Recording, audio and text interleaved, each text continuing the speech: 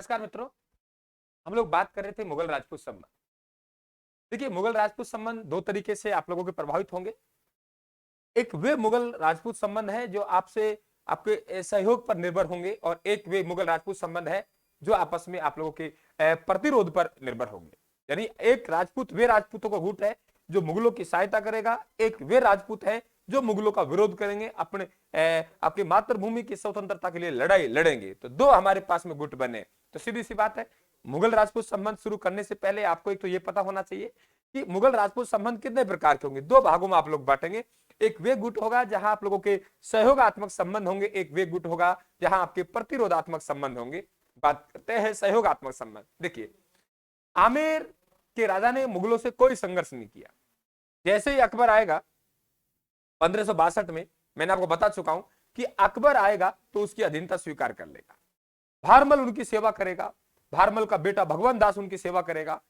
इनके पोता मान सिंह तो ये कहेंगे 52 वर्ष तक, 12 वर्ष की आयु में गए थे और मृत्यु 1614 में हुई, तब तक ये क्या रहे, मुगलों की सेवा करते रहे।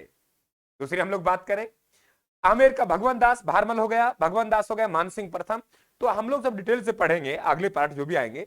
तो सहयोगात्मक संबंधों में हम आमेर से तो पढ़ेंगे आमेर को। बीकानेर का राय सिंह, दोस्तों बीकानेर के राय सिंह तो हम मुगल साम्राज्य का स्तंभ कहते हैं इन्हें। देखिए, मुगल साम्राज्य के स्तंभ की बात करें, हम लोग क्या कह रहे हैं, मुगल साम्राज्य का स्तंभ। देखिए, मुगल साम्राज्य का स्तंभ, मुगल साम्राज्य का स्तंभ। तो मुगल साम्राज्य का जो स्तंभ कहलाएगा वे राय सिंह कहलाएगा। क्योंकि मुगल दरबार में सर्वाधिक सम्मान प्राप्त था किसको, मानसिंह को था। और अकबर ने कौन सी उपाधि से, फरजंद की दी। यहां हम लोग बात करेंगे आप लोगों के भारमल, भारमल को कौन सी दी, अमीर उल उमरा की दी। तो कहने का मतलब ये संबंध आप समझिए, इनको हम सहयोगात्मक संबंधों में पढ़ेंगे। तो ये बिल्कुल क्लियर हुआ। दूसरा बात करते हैं हम प्रतिरोधात्मक संबंध। देखिए, प्रतिरोधात्मक संबंध हम बाबर से ही पढ़े। भाई बाबर से प्रारंभ होगा, तो बाबर से लेकर अकबर के पूर्व तक वास्तविकता में जो मुगल आपके मुगल राजपूत संबंध प्रभावित हुए हैं वे अकबर के आने के बाद प्रभावित हुए ज्यादा। तो हम लोग इसे अलग अलग ग्रुप में बांटेंगे और इतना आसान कर दूंगा ताकि फर्स्ट ग्रेड दे, सेकंड ग्रेड दे, रीट दे, जो भी आप एग्जाम दे, आपको मुगल राजपूत संबंधों से कोई दिक्कत नहीं आएगी। ये निचोड़ होता है साथियों, ये निर्भर करता है टीचर पे वे किस प्रकार से इस निचोड़ को आपके सामने पेश करें। देखिए, बाबर से अकबर के पूर्व तक क्या कह रहा है, बाबर से अकबर से पूर्व तक की क्या कहानी थी। देखिए, महाराणा सांगा और मुगल, यानी महाराणा सांगा खानवा के युद्ध में पराजित होते हैं, पाती प्रबंध प्रथा का प्रयोग करते हैं और पाती प्रबंध प्रथा के तहत बहुत से राजपूत एकत्रित करते हैं, लेकिन फिर भी क्या होता है कि हार जाता है। पाती मांगना नहीं, पाती मांगना क्या कहा मैंने, जो पाती मांगना है, पाती मांगना है, वे पाती मांगना अलग शब्द है और पाती प्रबंध अलग शब्द है। पाती मांगना कंजर जनजाति की जो महिलाएं हैं, आपके जो लोग हैं सॉरी, वे चौथ माता और हनुमान जी की आराधना करते हैं। चोरी करने से पहले भगवान पकड़ में ना आ जाए तो वे आपके पाती मांगना है। ये पाती पर्वन है।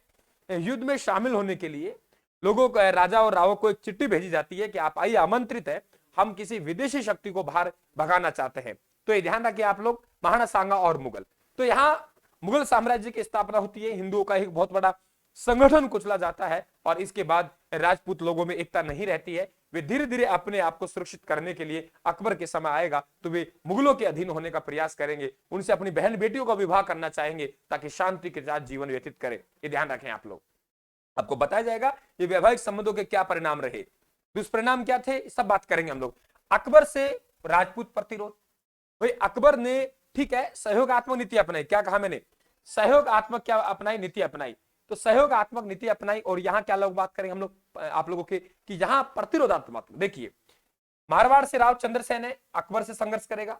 आपको पता है हुसैन कुली खान इनको भेजेगा आक्रमण के लिए, नागौर दरबार में अधीनता स्वीकार नहीं करेगा, जोधपुर में राय सिंह को नियुक्त करेगा। तो ये संघर्ष हम पढ़ेंगे आगे चल के, ये केवल पृष्ठभूमि दे रहा हूं आप लोगों को। महाराणा उदय सिंह और अकबर, यानी महाराणा उदय सिंह है, अकबर है। अकबर के दो शत्रु है, आपने पढ़ा होगा, जयमल राठौड़ और फत्ता सिसोदिया। ठीक है, जयमल राठौड़ सॉरी, जयमल राठौड़ और मालवा का बाज बहादुर। मेड़ता का जयमल राठौड़ है, मालवा कौन है, बाज बहादुर है। तो इनको क्या देगा, शरण देगा। अकबर यही चाह रहा है कि मुझे किस तरीके से बहाना मिल जाए और सबसे संगठित और सबसे प्रभावशाली जो रियासत है मेवाड़, अगर उस पर मुझे बहाना मिल जाए तो मैं पूरे राजपूताना प्रदेश में अपना दबदबा कायम कर सकता हूं। मौका मिला, क्या कहा मैंने, मौका मिला उनको, और मौका मिला उनको तो उन्होंने क्या किया कि आप लोगों के ये बहाना ढूंढा, बहाना ढूंढ क्या कर दिया, अटैक कर दिया। जब अटैक किया तो आपके चित्तौड़ का आपको पढ़ा होगा तीसरा शाखा पढ़ा। चित्तौड़ कौन सा शाखा पढ़ा? तीसरा शाखा पढ़ा। जब चित्तौड़ का तीसरा शाखा पढ़ा तो हम लोग कहते हैं राव चंद्रसेन और अकबर, फिर राव महाराणा उदय सिंह और अकबर वे प्रभावित होंगे। आपके नागौर दरबार का आयोजन होगा। नागौर दरबार के समय क्या कहा मैंने? नागौर दरबार। नागौर दरबार के समय मेवाड़ के महाराणा कौन थे? उदय सिंह थे। और मेवाड़ के महाराणा उदय सिंह ने क्या नहीं? अधीनता स्वीकार नहीं की। जब अधीनता स्वीकार नहीं की, आगे चल के महाराणा प्रताप आएंगे, तो अगला संघर्ष चलेगा वे महाराणा प्रताप और अकबर का चलेगा।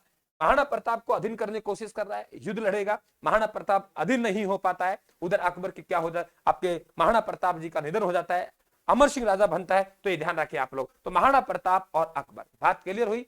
तो अकबर से राजपूत प्रतिरोध की बात करेंगे, राव चंद्रसेन अकबर, महाराणा उदय सिंह और अकबर, महाराणा प्रताप और अकबर, हम लिख सकते हैं महाराणा प्रताप और अमर सिंह, महाराणा प्रताप व अमर सिंह, महाराणा प्रताप व अमर सिंह, महाराणा प्रताप व अमर सिंह। बात क्लियर हुई। आगे पढ़ते हैं हम लोग। अकबर के उपरांत मुगल राजपूत संबंध, अकबर के उपरांत मुगल राजपूत संबंध, जहांगीर और राजपूत। देखिए जहांगीर आएगा तो जहांगीर का राजपूतों पर क्या होगा? अविश्वास होगा। जो विश्वास अकबर ने जताया था वे विश्वास जहांगीर नहीं जता पाएगा, और इसी चक्कर में बहुत से राजपूत नरेश हैं वे जहांगीर से क्या हो जाते हैं? नाराज हो जाते हैं। तो वे नीति नहीं रही जो अकबर ने नीति अपनाई, सुलह कुल की नीति। इसने तो दंडात्मक नीति अपनाई और इसी के अधीन मेवाड़ को अधीन किया, छल कपट के साथ मजबूर किया, मां बहनों की इज्जत लूटी, खेत खलिहानों में आग लगा दी। तो इस तरीके से मेवाड़ को अधीन करता है। तो जहांगीर और मेवाड़ की क्या स्थिति रही उसे हम लोग देखेंगे। बात क्लियर हुई। जहांगीर और अन्य राजपूत नरेश, जहांगीर और अन्य राजपूतों के संबंध कैसे रहे? ये साथियों वे जड़ है, ये वे कहानी है जिसपे पूरा पृष्ठभूमि टिका हुआ है, पूरा इतिहास टिका हुआ है। क्या कहा मैंने? पूरी पृष्ठभूमि टिकी हुई है, पूरा इतिहास टिका हुआ है। अगर इसको समझ गए आप लोग तो मैं कहूंगा मुगल राजपूत संबंधों का खाका तैयार हो जाएगा और यहीं से आपका सवाल फंस जाएगा। ये ध्यान रखें आप लोग। तो बात क्लियर हुई यहां तक? कोई दिक्कत आपको? आगे बढ़ते हैं। अब देखिए मुगल बादशाह कौन बनेगा? शाहजहां। शाहजहां और राजपूत, ये देखिए आप लोग, अगला हम डायग्राम पढ़ेंगे आगे चल के कि शाहजहां और राजपूत की क्या नीति। तो शाहजहां और मेवाड़, आपको पता है कि शाहजहां को शरण दी थी मेवाड़ के महाराणा कर्ण सिंह ने अपने पिता जहांगीर के खिलाफ विद्रोह के। शाहजहां और अन्य रियासतों के क्या ये रहे थे, ये ध्यान रखें। फिर औरंगजेब राजपूत, खतरनाक नीति आई। अगर कोई हम लोग कहेंगे कट्टर मुसलमान था तो कट्टर मुसलमान कौन था? औरंगजेब। इसने कूटनीति अपनाई साथियों। औरंगजेब और मारवाड़, हम इसमें पढ़ेंगे मारवाड़ का जसवंत सिंह का क्या संबंध रहा, जसवंत सिंह की मृत्यु पढ़ेंगे। और फिर हम लोग क्या पढ़ेंगे? यहाँ पे इनका पुत्र अजीत सिंह पढ़ेंगे। बेचारा अजीत सिंह भागा फिरेगा। और ये ध्यान रखें मारवाड़ को एक बार औरंगजेब है आप लोगों के इंद्र सिंह राठौड़ को दे देता 36 लाख रुपए के बदले। ये पूरी कहानी हम मारवाड़ में पढ़ेंगे, औरंगजेब और मारवाड़ में अगली क्लासों में। फिर कहेंगे औरंगजेब और मेवाड़, कि औरंगजेब मेवाड़, आपको पता है कि मेवाड़ के महाराणा राज सिंह इसका संघर्ष करेगा। और फिर आगे चल के औरंगजेब मेवाड़ मुगल संधि होगी दूसरी। मेवाड़ मुगल संधि एक तो पढ़ी है, लेकिन आगे चल के आपको मेवाड़ मुगल संधि दूसरी पढ़ाऊंगा। वे 1681 में हुई जून के महीने में, और वे जो संधि हुई वे मेवाड़ के महाराणा जयसिंह और औरंगजेब के मध्य हुई। फिर बहादुर शाह और राजपूत, बहादुर शाह राजपूत याद होगा आप लोगों को कि जो आप लोगों के आमिर है, कौन है? आमिर। तो दोस्तों ये जो आमिर है, आमिर के राजा सवाई जयसिंह के समय अटैक किया गया था और बहादुर शाह ने आमिर का नाम क्या रखा? मोमिनाबाद रखा या इस्लामाबाद रखा? मोमिनाबाद रखा या क्या रखा? इस्लामाबाद रखा। तो ये सब बातें आपको पता होनी चाहिए एकदम कहानी। तो ये पूरा मोहम्मद शाह और राजपूत मैंने आपको पढ़ाया है कि सवाई जयसिंह जो जयपुर के राजा हैं, कौन है? सवाई जयसिंह। तो सवाई जयसिंह ने मोहम्मद शाह को जो उपाधि दी वे राजेश्वर की उपाधि दी। किसने? मोहम्मद शाह ने सवाई जयसिंह को दी। तो ये पूरी कहानी आपको टिकने वाली है राजपूत संबंधों में।